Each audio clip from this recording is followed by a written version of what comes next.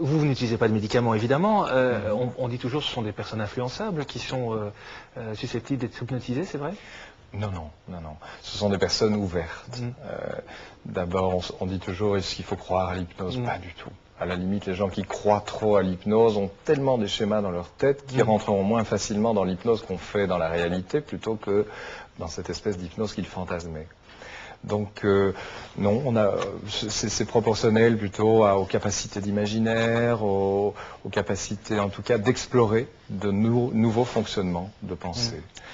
C'est ça le plus important. Dans le film qu'on vient de voir avec Kevin Bacon, c'est assez impressionnant ce qui se passe après sa séance d'hypnose. Rassurez-nous, ça ne peut pas arriver, ce genre de rêve.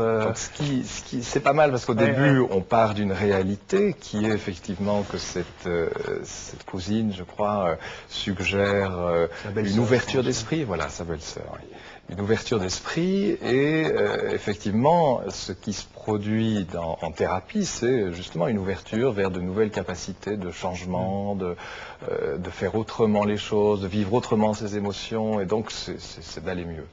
Alors là, évidemment, pour les besoins du film, il ouvre jusqu'à une sorte d'extrasensorialité qui lui fait entrevoir du paranormal, et ça, c'est clair, ça n'arrive pas. Enfin, je veux dire, moi, je travaille avec 17 ans, depuis 17 ans. C'est un peu le mythe qu'on aime bien entourer. Ni mes élèves, ni des collaborateurs parler d'une chose pareille. Donc ça doit être clair. Mais c'est toujours auréolé d'un mythe comme ça, hein, l'hypnose.